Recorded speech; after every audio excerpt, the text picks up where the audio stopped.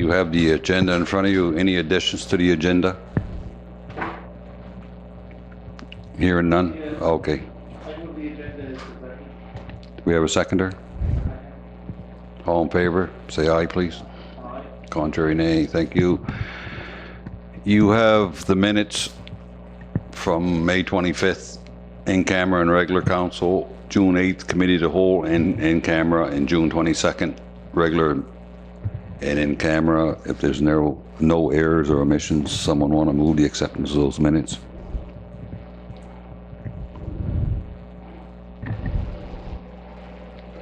I'll make a motion to approve the minutes of May 25th, 2016 regular meeting, May 25th in-camera meeting, the June 8th committee of the whole meeting, June 8th in-camera meeting, June 22nd regular meeting, and the June 22nd in-camera meeting.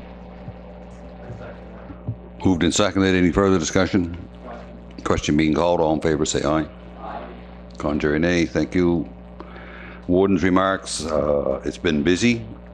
I was fortunate enough to be down to the Rib Fest. I haven't talked to anybody who really hasn't gone or didn't go, in the car show, and it's been very busy the last 2 weeks. I just want to publicly acknowledge all the volunteers for the C-Fest, the Rib Fest, in the car show. It's a lot of hard work behind the scenes that goes into that, and to all the volunteers, thank you for all the hard work. All right, Business Horizon. Presentation 6.1, public hearing, Clarence Noonan, Whalen Holdings to rezone lands from rural development to rural commercial. Thank you, Brad. Thank you, Mr. Warden. Mr. Clarence Noonan and his company, which is, Whalen Holdings, made an application to the municipality requesting rezoning of a property on Hardscratch Road, on the west side of Hardscratch Road, from rural development to rural commercial, to establish an operation of storage container rental business. This application was reviewed by the Planning Advisory Committee on June 22nd, and a recommendation was made to Council.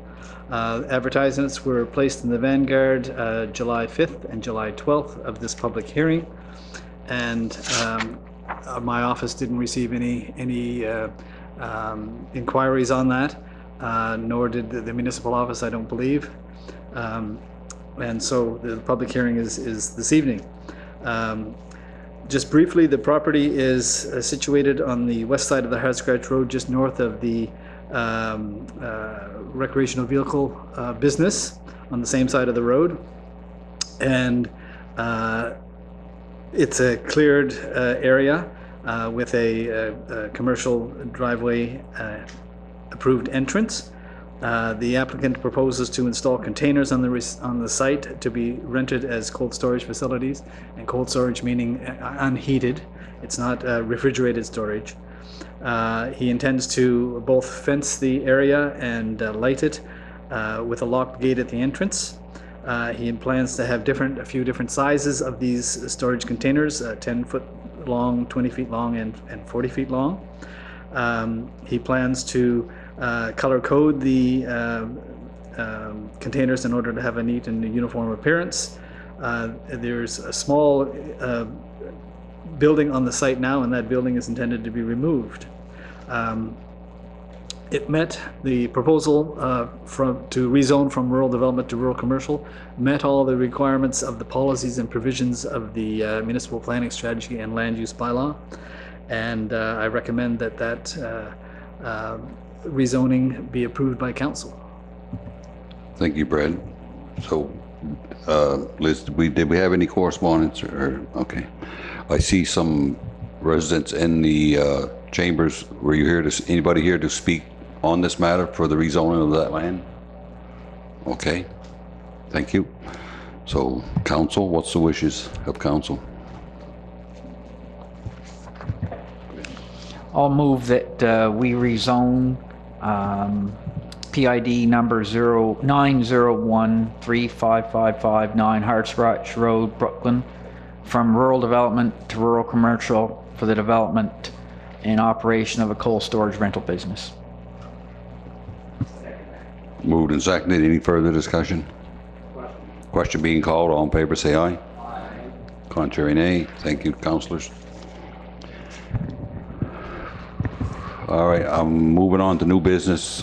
I will come back to Yasta Neil in a minute. Mr. Solos, did you want to speak on the Carlton River Watershed Area Quality Control? Was that, or maybe I missed it? Or maybe number 2, the protection. Okay. Sorry about that. I can talk about the other one too. No. It's very brief. So, Brad, can you stay for a minute? Oh, certainly. For this presentation? Yes, thank you. All right. So, you want me to do just stop for recording? Yeah, sure, we'll give you the hot seat. How's that? Who's Mr. Solos anyway? You asked to speak, you're gonna be sitting in Uh-oh. the chair. Okay, I know, I'm sorry about that, chief. See, I'm too, can't get through this. I'm too fat. Anyway, I need to lose some weight. Anyway, this is item 2 under new business, I guess. Protection for riparian buffer zones. I think where this might have come from, and then something about response from NS Environment, is an email I sent to all you guys on the 12th of July, and I think I CC'd pretty well everybody that wasn't a councillor too that's here. And then there was a response from Patty Jo McMillan, who was the head of the Environment Nova Scotia office in Yarmouth. I thought that was quite helpful. You've seen the letter. I'm not going to go over that again. One thing that occurred to me was a little bit of ancient history. Sometime before this bylaw got adopted by municipality a couple of years ago, and it's a great bylaw. You guys deserve congratulations for adopting that. Somebody said to me, was it you, John? The public needs to be more aware of the need to protect riparian buffer zones. We got a grant from the Sage Foundation. We circulated these brochures. I brought 7 with me, but whoops, they're alive. Don't know if I can circulate them or not. Thank you, Steve. They were mass mailed to every post office with an important number of people in the Tuscot River catchment area in Yarmouth and Digby counties. We also circulated these books printed by Mersey Tobiatic. I think we had a covering letter indicating the pages of interest to the municipal councils in Argyll, Yarmouth, and Clare, as well as to all the schools in the Tri-County area, and to excavation contractors. We got a hold of Roger here, John in Argyll, and Arnold up in Clare. They gave us lists of contractors, and they all got these too, so they should have read them or taken a look. Anyway, the bylaw is great, but as we suggest, maybe it's time to move on to other things, because it sounds as if there is still quite a lot of, should we say, incursions down to the lake shoreline in too many lakes already. So we're encouraging council to maybe go on to the next step in terms of maybe encouraging public awareness about the presence of the bylaw, and maybe talk to Environment about more enforcement. Because I think the bylaw is necessary, and I agree with Brad when he said you got to have a bylaw first, but maybe it's time to go on to the next step. And otherwise, if anybody has any questions or any suggestions, we will be overjoyed to help you guys make the bylaw more effective. So if you have suggestions for us, fire at will. And if you have any questions, fire at will. I have no questions, John, and thank you for coming in and speaking on such short notice, even though you did request. Yes, I did. I was thinking next week, though, but that's all right. Last night at the PAC meeting, the chairman of the TRIPA, Roy, was there, and it was decided at that time that we were going to have this as a recurring item for people to brainstorm and bring back different ideas. One thing that was brought up is that maybe when people sign their land deals, they all have to go in a lawyer to sign. Maybe these, if the lawyers would grab these and put these, say, here, here's just some reading material. That was one idea that was brought up, but it's also going to be an ongoing agenda item in the PAC. The next meeting is the August the 16th. Don't quote me on that. The third Wednesday or Tuesday of next month. So that will be an ongoing agenda item, and I invite you and Roy and any other of the board members to come out to that PAC meeting, because I'll certainly open up to the floor any ideas that you may have. Okay. And it'll give you some time to think about it. Me think? But anyway, Okay. Good idea. Just wanted to let you know that that's on there, and I think the recommendations should come from the planning advisory. Right. And, because most of the council is involved in that anyway, and then we can make some sort of formal recommendation from the PAC to go forward to council to have their consideration done. And I think that would be the Okay. best mode of action for this. Fair enough. I can see the need for brainstorming and time to consider, that's all right, but it would be nice to see something move over the next year, otherwise more lake shoreline's gonna get taken up. Oh, absolutely. Yeah, this sort of thing. Makes sense. Thanks, Ms. Warden. Thanks, John, for being here and for being such a steward for the environment all around. We did talk about it at the PAC, and one of the things that just being at the bioreserve opening today, I think there's a real good opportunity for some collaboration, maybe between several parties to try and get the word out about these pollution buffers. We're talking today about that word riparian. I don't know where that comes from, but maybe we should speak plain language when we're talking about protecting the environment. Shoreline, yeah. Yeah.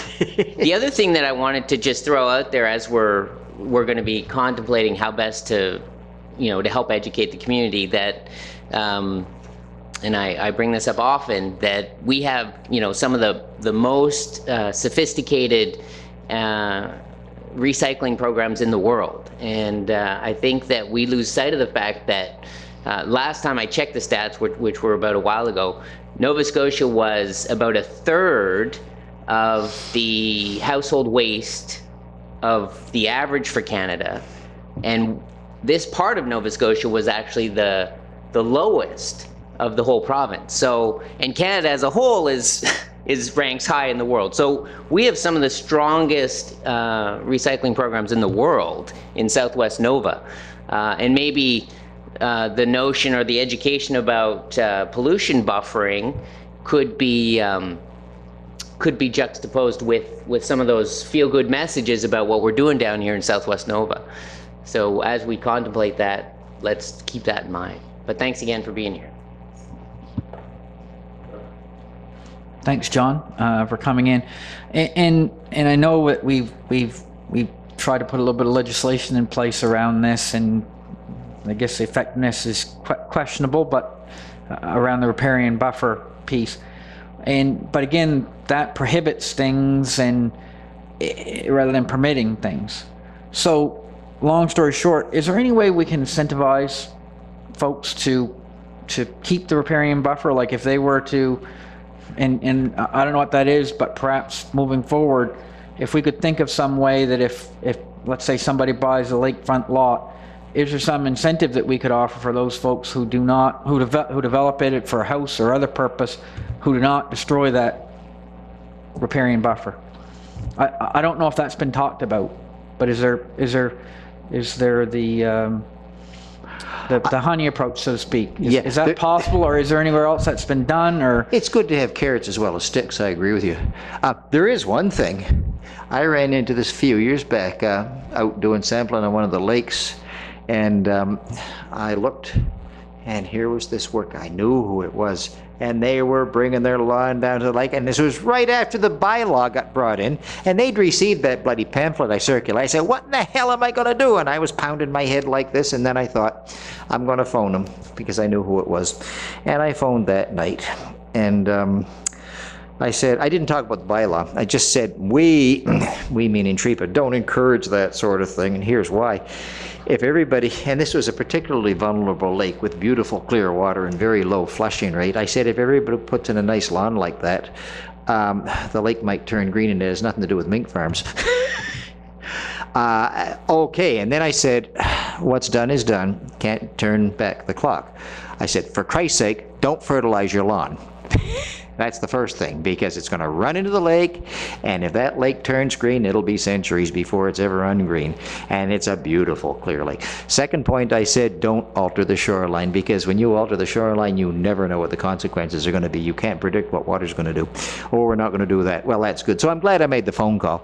But that was how I handled that particular thing. But maybe we do need to think more about carrots. I'd say effect on property values might be one thing. If the bloody lake turns green or full of mud, Yeah. And the other thing is, don't people like to see forest on the other side? Do they want to see a bunch of cottages with their lights on and all that stuff?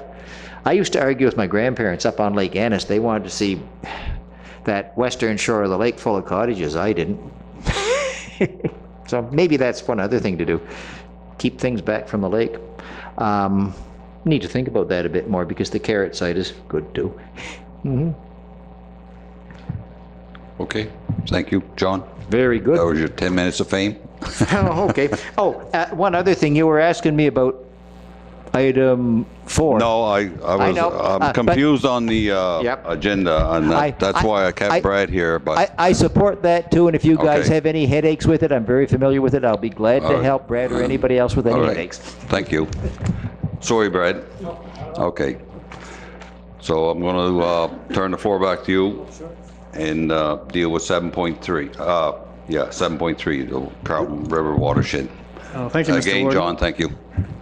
I think this is a bit of a good news story. As you are probably aware, there has been a Carlton River Watershed Water Quality Monitoring Steering Committee active in the municipality and in the region for 2 years now.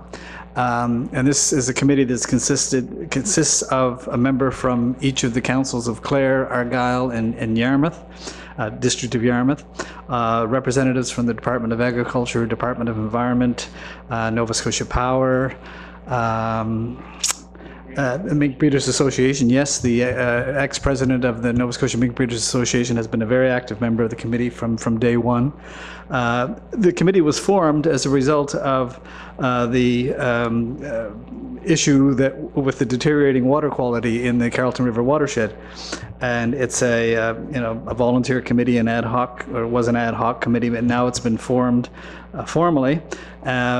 And we support TREPA and others, volunteers that do the water quality sampling. John Solos, of course, has been a champion with TREPA and has done a great deal of the legwork of actually going out in these lakes and doing the sampling.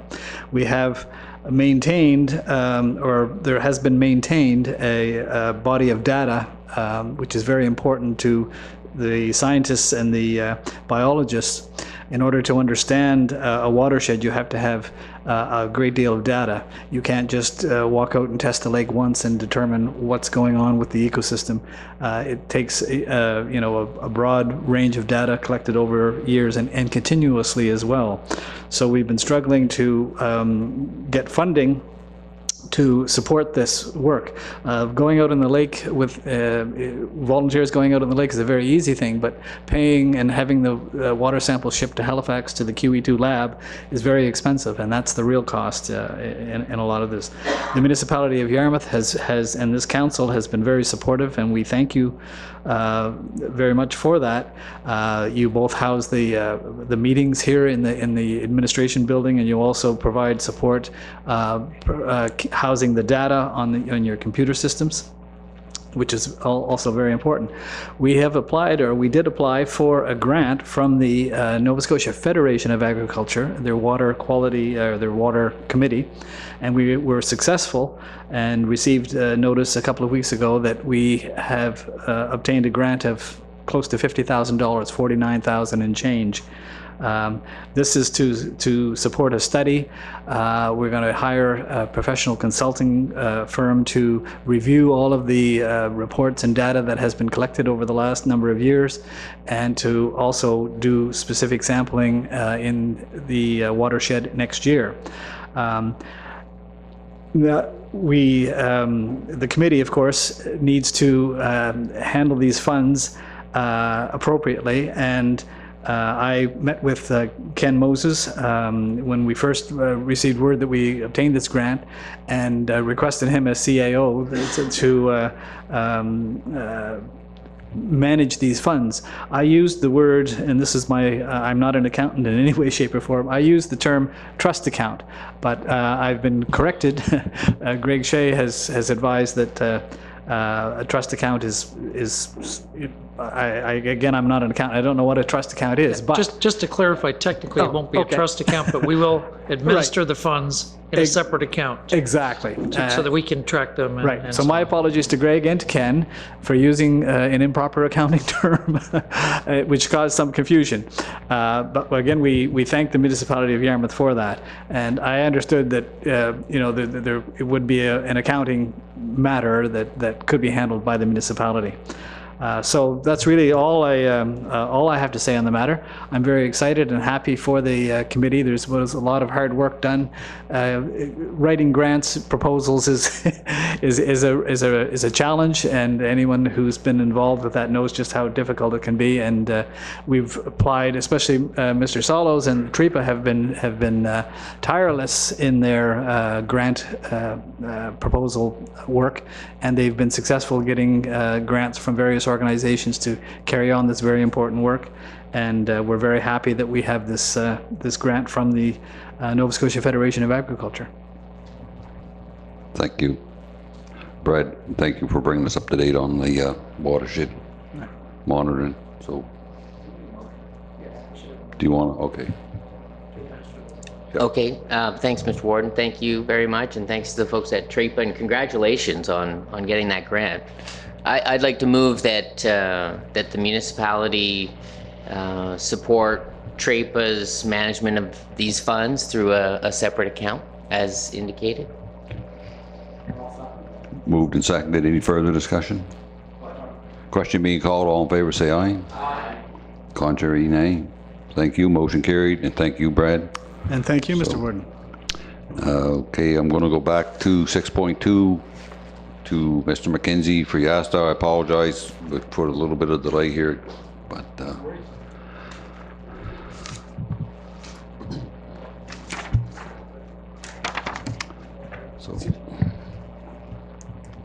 okay, I'm turn the floor over to you. Go ahead. Thank you, Mr. Warden. Thank you, councillors. Again, thank you for allowing me to present to you tonight. Everyone, I believe, has the original request from YASTA that has the breakdown of the requests that I'm here for tonight. I'm here tonight to request funding support for a project that Yarmouth and Acadian Shores Tourism Association would like to partner with respect to Tourism Nova Scotia and their content, their Inspiring Content program. So YASTA is requesting $2,500 in funding support from each of our partners. So that would be the Municipality of Yarmouth, the Town of Yarmouth, the Municipality of Argyle, and the Marketing and Promotions Levy Advisory Committee. So those are our 4 core funding partners of YASTA. And the intent is to ask each one of them, which I have already done, to fund this project, our share of the project, up to $2,500. And that's the request to this council tonight from YASTA. The Inspiring Content, I'll just give you a quick breakdown of that. Basically, Tourism Nova Scotia has, over the years, has pushed out several partnering opportunities for destination organizations like Yarmouth and Acadian Shores. We've taken advantage of them. We've had a lot of success and really been able to foster a good relationship with the province. Our branding definitely aligns with what the province is trying to target. The visitor segmentation that the province is targeting is very much aligned with what we're trying to do. So it's been easy to develop marketing opportunities and marketing partnerships that work together because generally we're following their lead. So I think they recognize that, and frankly, I think they like what we're doing, and we've been a good partner for them. And we've had success with some of the assets that we've created in the past. As I mentioned before, in passing with you, some of you, that some of our content that we created as part of the partnerships that we've developed with them before has been used in national television campaigns and certainly online and digital. So this program specifically is designed to develop content that the province has identified fills gaps within their marketing needs. So the province wants to do marketing that is specific to their visitor segmentation that they've identified as the biggest and most likely targets to promote travel to Nova Scotia. And within those targets, they've identified some gaps with regards to the marketing collateral that will support bringing them here. So one of them is dark skies opportunities. So as you are well aware, this council has supported the designation of the Dark Skies Preserve and the Dark Skies Tourism Destination, the two designations that we have as part of the Dark Skies designation. And product has been developing. We have a new observatory. Trout Point has a night sky viewing.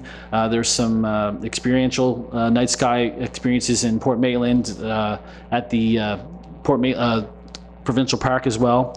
There's a Starlight Festival. So there is product developing around Starlight experiences and dark sky experiences, but there needs to be more work done. There certainly needs to be more marketing assets developed so it will help to promote visitors to consider Yarmouth and Acadian Shores as a destination that they could experience dark skies at. So the province has identified this gap in their own marketing as well, not just Yarmouth and Acadian Shores, because there is also another designation in Kejimkujik Park that the province leverages, which is also another dark skies designation, but it's done through the Canadian Observatory, or I'm not sure of the exact. Yeah, thank you. The Astrological Organization. We really focus on our designation, but so the province leverages both, and because of these gaps that they've identified, they've pushed out the opportunity to YASTA to partner in the creation of some new dark skies assets in the form of video and photography. The province would has already agreed, and I've received a letter of offer yesterday to fund the project in the amount of $10,000. And then they would request that we would match their funds in the amount of $10,000 for a total project budget of $20,000, of which would be divided up by each municipal partner.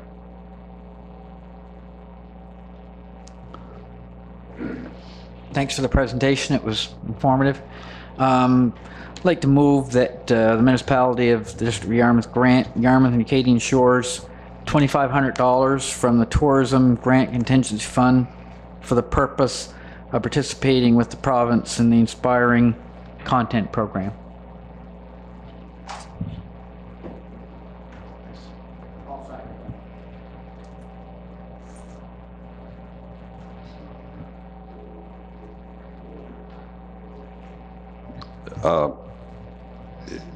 Do you want, you're going to move that, is that contingent on the other three partners or no?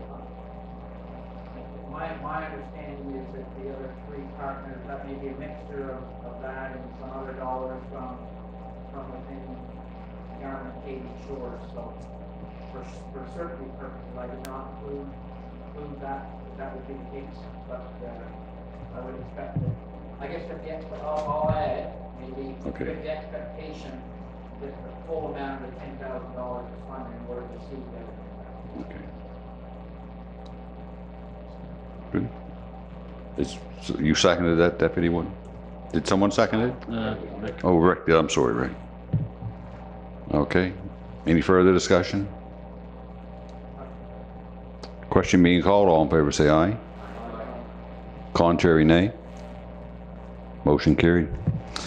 Thank you, Mr. Warden and Council. Just to advise you, I will be presenting to Argyle on Monday, and I will also advise when on their decision. I'll share that information with Liz right away, and the town. That's just pending scheduling. So, and MPLAC has already been requested. So, thank you very much. Thank you, and I'm sorry we made you wait a few to come on, but okay.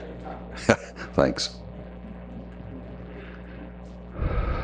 Okay, you have the development report in front of you. You've had a chance to go through it.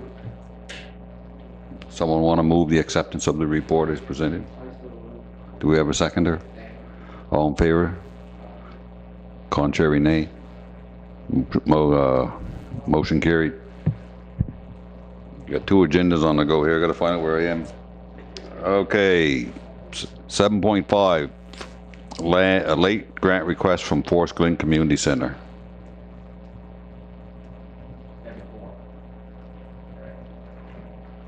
Yeah, it was 7.5 on this one and 7.4 on the other one, but either or. How about, we'll do the Lake George. Okay. Did you want to speak to that, John, or anything, or? Yeah, I can. As discussed in the in-camera section of the meeting, there seemed to be some questions in regard to the grant request and in regards also to the what's the word I'm looking for?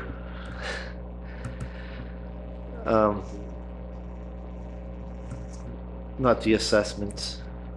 I can't think. I'm on some sort of medication that's making me a little bit drowsy. When you go to make a anyway, there were some questions on some of the parts of the grant request on the application, and also on the way that the money was going to be doled out and the contractors that were contracted. There wasn't two that was included in the request. Therefore, I'm going to make a motion that the staff contact the Forest Glen Community Center and have them make a presentation on behalf of council at the next committee of the whole meeting. I'll second that. Thank you. Moved and seconded. Any further discussion? All in favor, say aye. Aye. Contrary, nay. Motion carried. Thank you. Lake George, Councillor Cunningham. Yeah, thank you, Mr. Chair, since my microphone's still on. Back here 3 or 4 months ago, I made a motion in regards to the situation that's happening out in the Lake George watershed area. Is affecting a few of our residents, like Mr. Russell that was here earlier. I didn't see him here now. The motion was that we get updated monthly by the town of Yarmouth in regards to the ongoing moving, how this project's moving forward. To date, and to my knowledge, we have not received any formal information from the town other than one email back when we first made this motion. We have not been kept up to date, and I was just wondering from staff if, number one, that letter's been sent to the town, which I believe it has, and number two, have we received anything from the town of Yarmouth on their go-forward plan with the situation that's happening out there?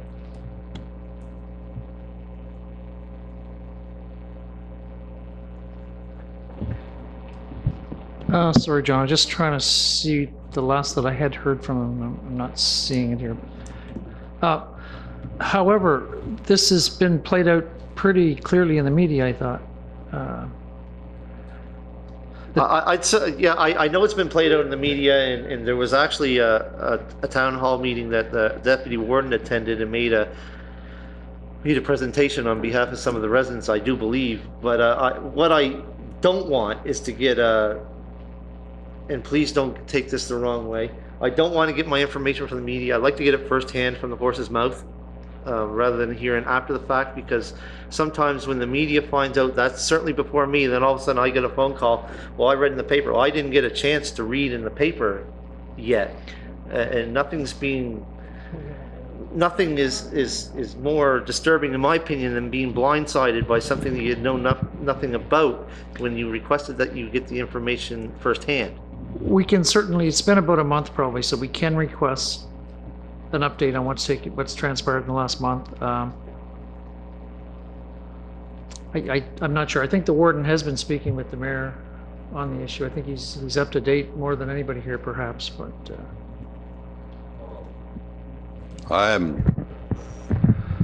That issue, I know that they've had, the residents have been into town hall. The last that I spoke to the CAO and the mayor probably was 4 weeks back, and it's kind of they have to remove it from the site. But you just can't take that anywhere. It has to be an approved site. And so they want to take it back to the facility where it came from. But it's such a large quantity that they need, if I'm correct, the environment's telling them they have to move it. So, but they're also waiting from the environment to get a special permit to move it back to the site where it came from. So it's kind of the only other option, if they can't get that, would be to take it to Liverpool, which is probably $750,000 to truck it to Liverpool. It's the only other site anywhere near. So I think that they're just waiting for, somebody correct me if I'm wrong, waiting for a special approval from the environment to move it back to their site on the Hard Scratch Road. Yeah, I realize that, but I know that it's happened in the municipality that we have nothing to do with it, but I think we owe it to the residents at least to keep pushing and making sure that each and every one of us on top of this issue, and I do know the deputy warden has been. I'm sort of discouraged at the speed at which this is taking place. This was not a mess that was created by the residents. It was an unfortunate accident, or I shouldn't call it an unfortunate accident. It's something that happened that shouldn't have happened. I'm certainly well aware of the water quality issues in the municipality of Yarmouth, especially in my district and the Carleton watershed. And what I've seen personally down there in that area is, to me, fairly disturbing. And I just want to make sure that at least I'm very well aware of what's going on. And that's about all I have to say. So I just would like to ask staff to please forward an email to the CAO and the mayor to make sure that we're kept up to date on what's going on, rather than hearing hearsay and secondhand information. That's my only concern. Thanks, Warden, and thanks, John, for your comments. I know that you know, any support that our council has shown has been appreciated. I wanted to see this on the agenda for one very specific reason. I was at the town's presentation where Englobe had been engaged to study a very specific aspect of this issue, and that aspect was the heavy metal issue. So just as a reminder for people as to what happened. So we had this enormous illegal dumping on a municipal, on a town-owned property in the municipality. And when people went to try and understand what the implications of this were, it was discovered that there was some heavy metal toxins on the land, attributed most likely to a prior sawmill on the site. So this presentation I went to most recently was Englobe's describing their detailed report related to the heavy metal issue. In the meantime, however, the dumping of organic material on the site has begun to migrate into the drinking water, or we think, the drinking water of at least 3 properties that are downstream of this organic material. So my problem at the moment is that the town has engaged Englobe with the encouragement of Nova Scotia Environment to look at this heavy metal issue. But as near as I can tell, in the process, the eyes have been taken off of implications related specifically to the organic material that is still to this day on the land. And I don't know if this is happening by accident or they've lost sight of the issue, whatever, because the heavy metal issue has the potential to trump any other issue in terms of long-term implications. However, we have at least 2 residents now that showed no E. coli, no coliform in their well prior to the dumping, and now in subsequent tests are showing an escalating astronomical rate of organic contaminants in their drinking water.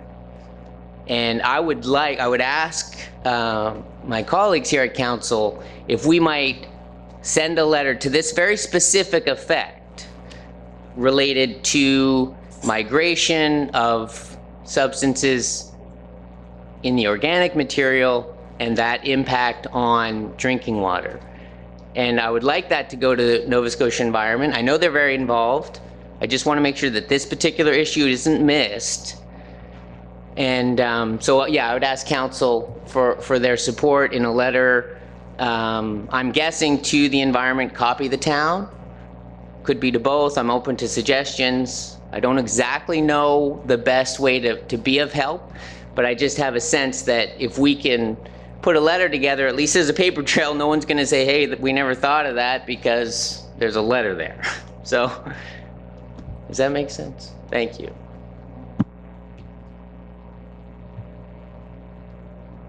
So, Let me just be a little clearer. I move that this council write a letter to Nova Scotia Environment detailing the concern related to the migration of organic material related to the illegal dumping on such and such property. Copy the town. I second that. been moved and seconded. Any further discussion? Question being called. All in favor, say aye. Aye. Contrary, nay. Motion carried. Thank you, gentlemen. We have a PAC recommendation. Did you wish to speak to that, John? Yeah, thank you, Mr. Chair. Please give me a moment for my computer to open this up. Last night we had a request from Miss Sonia Wright. I'm not going to try to pronounce her middle name. To start up a dog training business in the South Ohio area, I believe it was. As soon as I can get down to it. The PID number is 901-38934. That information is all in your package online. No. And it was moved and seconded in the PAC committee to forward this to council. So therefore, I'm going to move that the municipality district of Yarmouth move forward with the request to amend the land use bylaw to rezone the property of PID number 901-38934, the Hard Scratch Road, South Ohio, from rural development to rural commercial for the development and operation of a dog training business. Thank you. Second. Moved and seconded. Any further discussion? Question? Question being called. All in favor, say aye. Aye. Contrary, nay. Thank you. Deputy Warden, we had discussed okay, and that didn't get on the agenda, so. Yeah, thank you. Just sort of a bit of a housekeeping issue.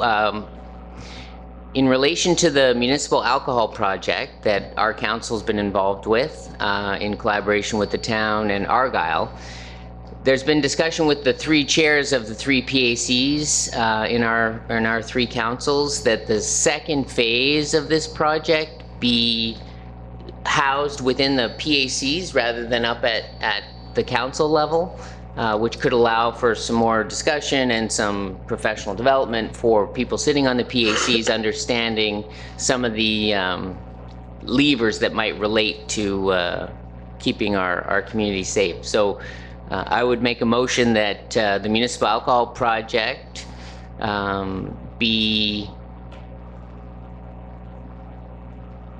directed to the PAC for the next phase of the project. Are you going to tie that in with the joint PAC meeting, or you just want to forward that to the Yarmouth, just the Modi's PAC? So the motion is to go to our PAC, Okay. but we are going to have a shared meeting. With the intent, okay. Thank you. Do we have a seconder for that? I second that. Moved and seconded. Any further discussion? Well, Yeah. when it comes to the second phase of the municipal alcohol project, ICE, I'm still a little bit debating whether I'm going to be in conflict with any decisions that may be made in that regard that may come from a planning perspective, for the simple fact that I'm an owner of an alcohol outlet. I'm going to make my best judgment at the time. If I find that there's any conflict, I just want all the council to know that I will be stepping away from the chair if I perceive or feel that there may be any conflict in this regards to any planning or any decisions that may be coming out of the Planning Advisory Committee. Last night at the PAC meeting, I did step away from the chair because I didn't know what was going to be brought forward. I did step back into the chair after the decision was made and the discussion was over, but I just want you to be well aware that there may be instances that I may feel that I have to step away. With that said, question on the motion. All in favor, say aye. Aye. Contrary, nay. Motion carried. Gentlemen, you're slipping. You didn't catch me because I forgot to bring up 7.1, which is the, you see, I'd have been somebody to call me short on that. Resolution for pre-approval of debenture and issuance subject to interest rate. For the LED streetlight project. And basically, that's for the LED streetlights. For an amount of $750,000. Did you catch the CAOs? The amount was 750,000.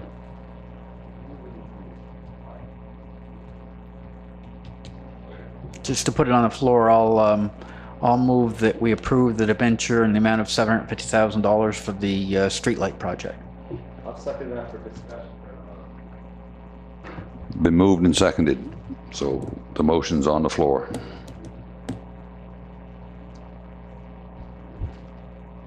Chair, I'd like the CAO to please elaborate on what he's asking of council. Okay. Sure. Make sure that you're on the microphone so I can hear you. Yep. This is basically a standard procedure that we have to go through with the Municipal Finance Corporation for borrowing funds for capital projects. So this is a standard resolution form. It's resolution for the pre-approval of debenture issue subject to interest rates.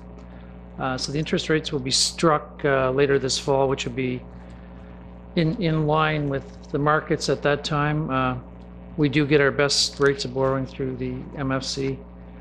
And so this is the pre-approval resolution required in advance to be entered into the pool to be able to access those funds in the fall debenture program. Okay. Just to dig in just a tad. So 750,000, these are funds that we're using to buy replacement streetlights and related materials. That's correct, for the total LED streetlight replacement project. Right. So the money gets loaned to us. This is a portion of it, yes. Roughly somewhere in the neighborhood of half of the funding. I think the other half came from our reserves. Yeah. Okay. Yep. Thank you. Appreciate that. Any further discussion? Question being called. All in favor, say aye. Contrary, nay. Motion carried. You have your reports there. You have your committee members. If there's no questions that any of councillors have said on the committees, and we have no in-camera recommendations, move to adjournment is in order. All in favor? Thank you, gentlemen.